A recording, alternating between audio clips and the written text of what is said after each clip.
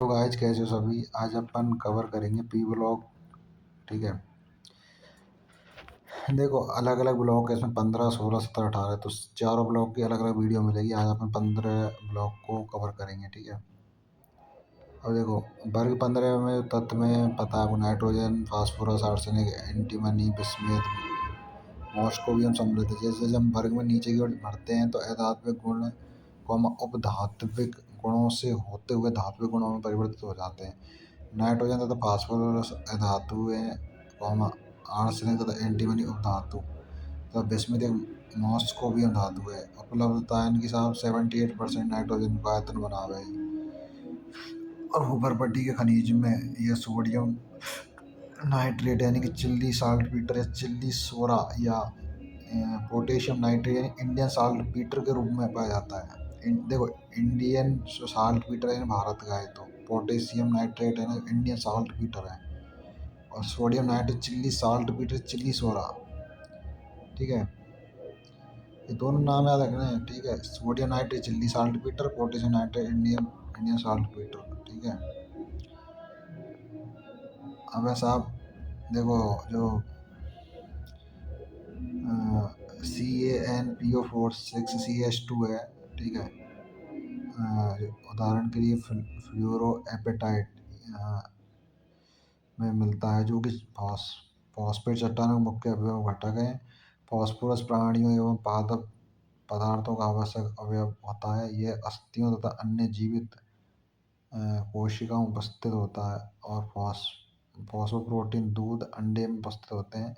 Arsenic antimony bismuth तथा मुख्य sulphide sulphide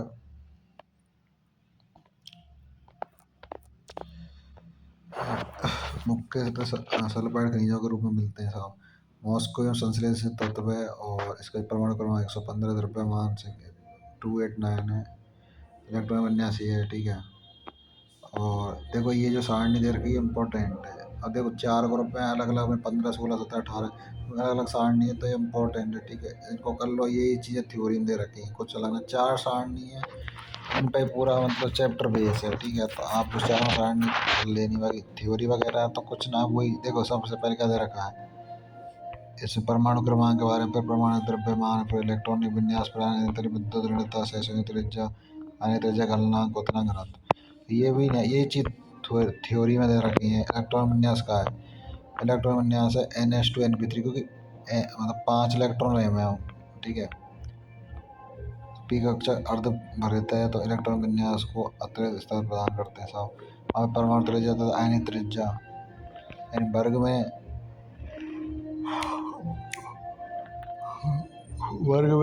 नीचे की ओर बढ़ने पर सहसंयोजक आयनी त्रिज्या के आकार में वृद्धि होती है। नाइट्रोजन से फास्फोरस तक सहसंयोजक त्रिज्या में विचारणीय वृद्धि होती है।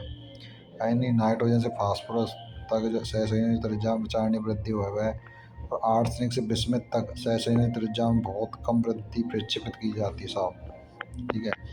अब ऐसे आयनन एंथैल्पी में यानी कि नीचे की ओर बढ़ने पर आयनन एंथैल्पी परमाणु के आकार में लगातार वृद्धि होती है। देखो वर्ग में ये वर्ग में जब नीचे जाएंगे ना, वर्ग में नीचे की तरफ जाएंगे तो आयनन एंथैल्पी परमाणु आकार में आकार है ना, आकार और त्रिज्या में वृद्धि होगी। आकार और त्रिज्या में वृद्धि होगी, परंतु आयनन एंथैल्पी है गई साहब, आयनन ऊर्जा है गई, इनमें सब कमी आएगी। ठीक है। अर्ध भरित पी कक्षा के इलेक्ट्रॉन विन्यास के अतिरिक्त स्थायित्व एवं छोटे आकार के कारण संगत आवर्त में वर्ग संख्या 15 के तत्वों के आयनन एंथैल्पी वर्ग 14 के तत्वों की अपेक्षा बहुत अधिक है। आयनन एंथैल्पी क्रम में ΔH1 ΔH2 फिर ΔH3 विद्युत ऋणता आई है। वर्ग में नीचे की ओर जाने पर परमाणु आकार में, मैं वही चीज़ बोल रहा हूँ, परमाणु आकार में वृद्धि होगी, विद्युत ऋणता का मान कम है। मेन वही है ना, आकार त्रिज्या ध्यान रखो। बाकी आयनन एंथैल्पी आयनन ऊर्जा जितनी भी ऊर्जा है, ठीक है, वो और विद्युत ऋणता, ठीक है, ये एक साथ है। और बाकी आकार और एंथैल्पी जस्ट अपोजिट। समझ में आ गया। भौतिक गुण में आपको याद रखना है, सामान्यतः वर्ग में ऊपर से नीचे की ओर जाने पर क्वथनांक में सब वृद्धि होगी। यानी वर्ग में ऊपर से नीचे जाएंगे तो क्वथनांक में वृद्धि होगी, परंतु गलनांक आर्सेनिक तक बढ़ते हैं, उसके बाद विस्मित तक घटते हैं। नाइट्रोजन के अलावा सभी तत्व अपरूपता प्रदर्शित करते हैं। अब ऑक्सीकरण अवस्था इनकी क्रियाशीलता में पाए जाने वाली प्रवृत्ति है साहब। ठीक है, और नाइट्रोजन की +1 से +4 तक सभी ऑक्सीकरण अवस्था की प्रवृत्ति अम्ल विलयन में समानुपातन की होती है।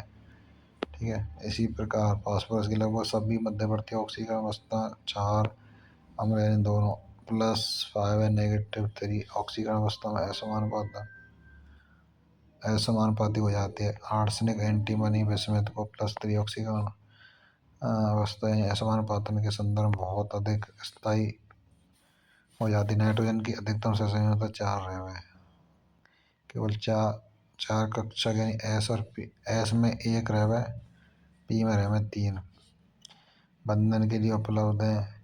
बाह्य तत्वों में भारी कोश में रिक्त डी कक्षक होते हैं जो बंधन के लिए उपयोग किए जा सकते हैं तथा उनकी सहसंयोजकता बढ़ा देते हैं। इसको एग्जाम्पल PF6-। ठीक है, अभी असामान्य व्यवहार दे रखा है आपको, थ्योरी है, मतलब खुद से देख लेना है का, तो ऐसा कुछ इम्पोर्टेंट ना है इतना। अब हाइड्रोजन क्रियाशीलता का जो क्रम है या हमेशा क्षारकता का जो क्रम, हाइड्रोजन क्रियाशीलता में क्षारकता का क्रम है NH3 को ज़्यादा, फिर PH3, फिर ASH3, फिर SBH3, फिर उसके बाद BH3। अब ये सारणी है, ये गलनांक क्वथनांक क्रम याद रखना है, और बाकी और तो इतना इम्पोर्टेंट ना है। ठीक है, पर ये दोनों तो याद रखना है। ठीक है, देखो NH3 का ज़्यादा, उसके बाद में SBH3, फिर ESH3, फिर PH3, फिर BH3। ठीक है, ऐसे ही क्वथनांक में NH3 को ज़्यादा है, फिर SBH3, सॉरी, फिर BiH3, फिर SBH3, फिर ESH3, फिर BH3। ठीक है, ऑक्सीजन की प्रतिक्रियाशीलता इन दो प्रकार के ऑक्साइड है E2O3, E2O5 में तत्व की ऑक्सीकरण अवस्था का ऑक्साइड निम्न ऑक्सीकरण अवस्था के ऑक्साइड की तुलना में अधिक अम्लीय है। वर्ग में नीचे जाने पर अम्लीय गुण घटे। E2O3 प्रकार के ऑक्साइड पूर्णतः अम्लीय है, जबकि आर्सेनिक और एंटीमनी अधर्मी है। विस्मित की प्रबल क्षारीय है। हाइड्रोजन की प्रतिक्रियाशीलता इन तत्वों की अपक्रियाशीलता में हैलाइडों की 2 श्रेणियां EX3, EX5। नाइट्रोजन से संयोजकता कोश में डी कक्षकों की अनुपस्थिति के कारण पेंटाहाइलाइड नहीं बनाते। पेंटाहाइलाइड नहीं बनावे हैं। पेंटाहाइलाइड ट्राईहाइलाइड की अपेक्षा अधिक सहसंयोजी है। नाइट्रोजन के अलावा इन सभी तत्वों के ट्राईहाइलाइड स्थायी होते हैं। इस तथ्य का कारण है पेंटाहाइलाइड में +5 ऑक्सीकरण अवस्था प्रदर्शन होती है, जबकि ट्राईहाइलाइड में +3 ऑक्सीकरण तत्व की ध्रुवण क्षमता +3 ऑक्सीकरण अवस्था की तुलना में +5 ऑक्सीकरण अवस्था में अधिक होती है साहब। +3 जो ऑक्सीकरण अवस्था है ना, जो ध्रुवण क्षमता है, तो उस +3 अवस्था की तुलना में +5 में अधिक रहे, +5 में अधिक रहे हैं।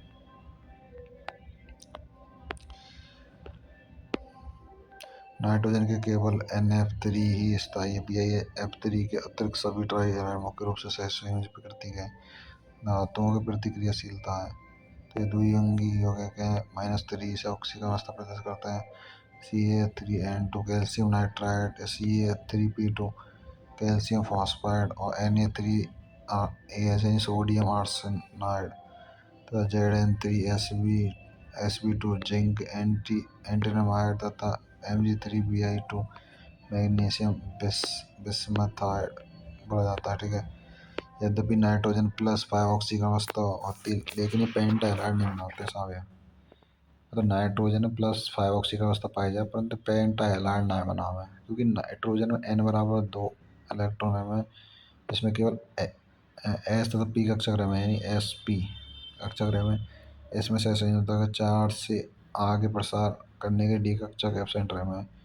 इस कारण पेंटाहाइलाइड नहीं बनाते साहब, क्योंकि देखो इसमें नाइट्रोजन N बराबर 2 इलेक्ट्रॉन, केवल S और P कक्षक होते हैं इसमें साहब। और इसके अलावा इसमें सहसंयोजकता होती है ना, उसको 4 से अधिक प्रसार करने की डी कक्षक ना रहे, इसलिए पेंटाहाइलाइड नहीं बनाते हैं। अब PH3 का क्वथनांक NH3 की अपेक्षा कम क्यों है? रीजन क्या है? हाइड्रोजन बंध की उपस्थिति में तो ठीक है। NH3 की भांति PH3 अणु द्रव अवस्था में हाइड्रोजन बंध की सहायता से बंधित नहीं है। इसी कारण PH3 का क्वोटिंग NH3 से कम होता है। यानी कि क्या द्रव्य अवस्था में मेन क्या होता है हाइड्रोजन बॉन्ड मेन, तो वो एक द्रव्य अवस्था में कह द्रव्य अवस्था में हाइड्रोजन बंध की सहायता से बंधित नहीं है, बंधित नहीं है, बंधित नहीं है। द्रव्य अवस्था में हाइड्रोजन बंध बंधित है, पर ये द्रव्य अवस्था में तो ना है ना, वैसे नॉर्मल बंधित है, ठीक है। इस कारण समझ में आ गया। अब डाई नाइट्रोजन यानी N2 से व्यक्त करते हैं। विडचन में साहब इसका व्यावसायिक उत्पादन वायु के द्रवीकरण तथा प्रवाही आसमान से किया जाता है। इतना क्वथनांक लेते हैं 77.2 का एलिमेंट, ठीक है।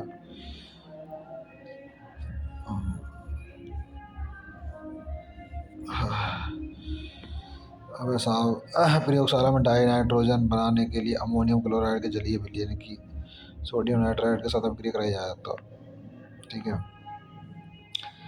NH4 टू Cr2O7 के ताप से कराएंगे तो N2+4H2+Cr2O3 प्राप्त होगा। गुणा के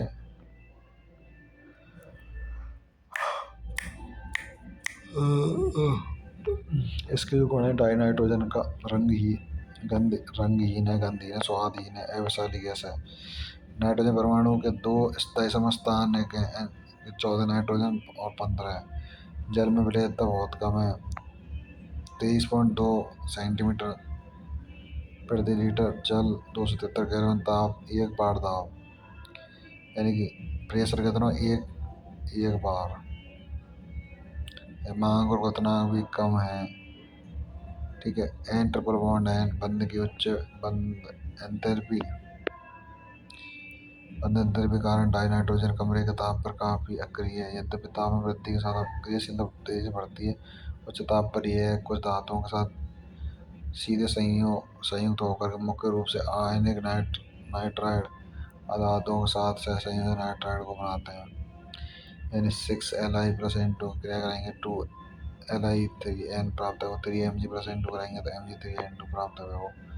यानी उत्प्रेरक की उपस्थिति में लगभग 773 केल्विन ताप पर यह हाइड्रोजन के साथ संयोजित होकर अमोनियम बना देने हावर प्रक्रम है, यानी NH3 जिसको अमोनिया बोलते हैं। हावर प्रक्रम में यूज है वह। अब साहब डाई नाइट्रोजन का जो उपयोग है ना, अमोनिया नाइट्रोजन युक्त अन्य औद्योगिक रसायन जैसे कि भाई साहब कैल्शियम साइनामाइड के निर्माण में यहाँ अक्रिय वातावरण की आवश्यकता होती है, वहाँ इसका उपयोग होता है, जैसे लोहा, स्टील उद्योग। और इसके अलावा अक्रिय अनुकारी एवं नाइट्रोजन का उपयोग जैविक पदार्थ एवं खाद्य सामग्री के प्रशीतक के रूप में क्रायोसर्जरी में है। अब सोडियम एजाइड के ताप या बटन की विधि, सोडियम एजाइड के ताप या बटन विधि है। सोडियम एजाइड ताप या बटन से डाई नाइट्रोजन गैस देता है। डाई नाइट्रोजन गैस देता है। 2Na3 की क्रिया कराएगा, 2Na+3N2 प्राप्त होगा। अब ऐसा अमोनिया ऐसा हावर प्रक्रम से प्राप्त हुआ ना ये साहब। अब इसमें जो गुण है, गुण में मतलब ऐसा कुछ ना है, जैसे रंगीन, गंधहीन, यही नॉर्मल गलना क्वथनांक के मान अपेक्षाकृत अधिक रहे, मैंने कि नॉर्मल चीज़ें। गुण फोड़ने तो कोई ना पूछ रहा यार।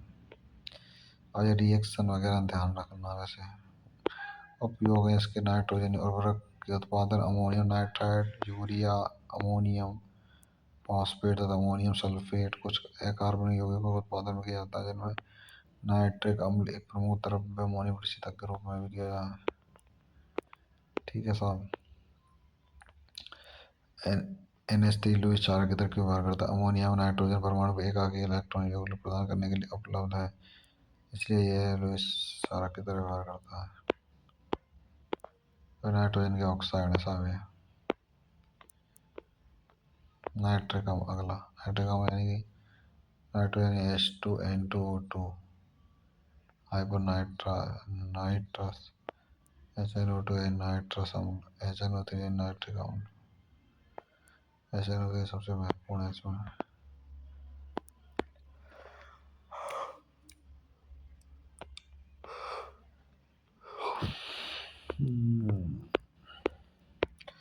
NO2 द्वितीय कृत्य क्यों होते हैं? NO2 में संयुक्त इलेक्ट्रॉन विषम संख्या में है।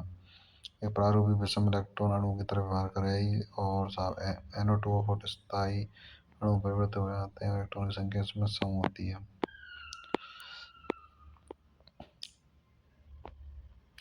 तो सामने नाइट्रिक अम्ल एक प्रबल ऑक्सीकारक है साहब। सोना और प्लेटिनम जैसे उत्कृष्ट धातुओं छोड़कर अधिकतर धातुओं के साथ क्रिया करता है। ऑक्सीकरण के उत्पाद अम्ल की सांद्रता ताप और ऑक्सीकृत होने वाले पदार्थ की प्रकृति पर निर्भर करे। जिंक तनु नाइट्रिक अम्ल के साथ क्रिया करने पर N2O सांद्र NO2 देता है। भूरी वलय परीक्षण, ये इसके उपयोग हैं।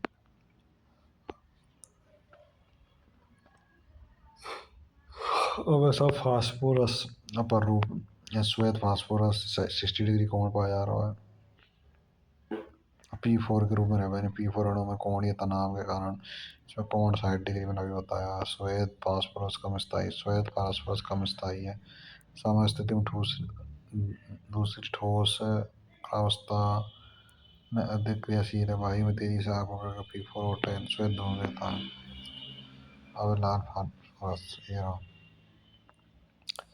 573 केल्विन ताप लेंगे इसमें और साहब उच्च दाब पर गर्म करा जाए। काले फास्फोरस की अवस्था को श्रेणियाँ प्राप्त होती हैं। लाल फास्फोरस लोहे जैसे दूसरा चमक वाला है, गंधहीन है, कार्बन डाइसल्फाइड में एबल है। वैसे रूप से लाल फास्फोरस श्वेत फास्फोरस की तुलना में बहुत कम क्रियाशील है। अंधेरे में दीप्त नहीं होता है साहब। हालांकि यह P4 चतुष्फलक एक दूसरे में जुड़े रहते हैं। अब ऐसा उसमें काला फास्फोरस दो प्रकार के रेमा, एक अल्फा और बीटा। और 803 केल्विन तापमान में बंधन कम गर्म करने पर अल्फा काला फास्फोरस बनता है साहब। और पर उर्ध्वपातित किया जाता है। इसके क्रिस्टल अपारदर्शी एक अंताक्ष अंताक्ष होते। वायु में ऑक्सीकरण नहीं होता साहब। बीटा काला फास्फोरस श्वेत फास्फोरस को 473 ताप पर उच्च दाब पर गर्म करने पर बनाया जाता है। अब ऐसा फॉस्जीन, इसका जो वृक्षण है ये रिएक्शन है, इनको देख लेना। और इसका जो गुण है जैसे रंगहीन सड़ी जो मछलियाँ ऐसे रंगहीन है। सड़ी मछली के समान गंध, अत्यंत विषैली गैस है। NO3 Cl2 Br2 जैसे ऑक्सीकारक के वाष्पों की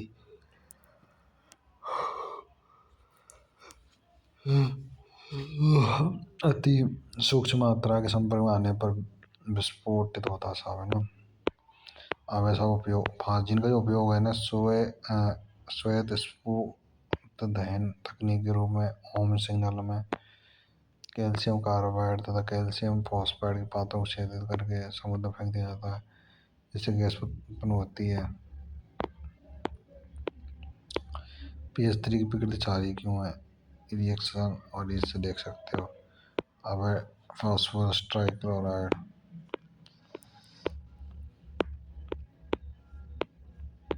इसका उपयोग कुछ कार्बन यौगिकों को संश्लेषण किया जैसे C2H5Cl CH3COCl। द्रव्य तथा गैसीय अवस्था में इसकी संरचना त्रिसमानता द्विपिरामिडीय है। 3 अक्षीय PCl ऐसे देख सकते हो आप। मतलब देखो ये तो अक्षीय पूरा ठीक है, ये और ये निरक्षीय 1 2 3, ये तीनों निरक्षीय, एक पूरा दो और ये 3 ठीक है। और ये वाला पार्ट और ये अक्षीय ठीक है। 2 अक्षीय 3 निरक्षीय। 3 अक्षीय आबंध समतुल्य, जबकि 2 अक्षीय आबंध निरक्षीय बंधों से बड़े हैं। इसका मुख्य कारण निरक्षीय आबंध युगलों की तुलना में अक्षीय आबंध युगलों पर अधिक प्रतिकर्षण है। अब ऐसा इसमें PCl त्रिनमी की बजाय PCl5 5 आबंध समतुल्य है। इसकी मतलब पुष्टि करें PCl त्रिकोण है, तो पिरामिड ये स्ट्रक्चर है। 3 अक्षीय 2 अक्षीय है। हमारे लेक्चर से बड़े अबे फॉस्फोरस ऑक्सो अम्ल ये सारणी है, इसको पढ़ लेना ठीक है।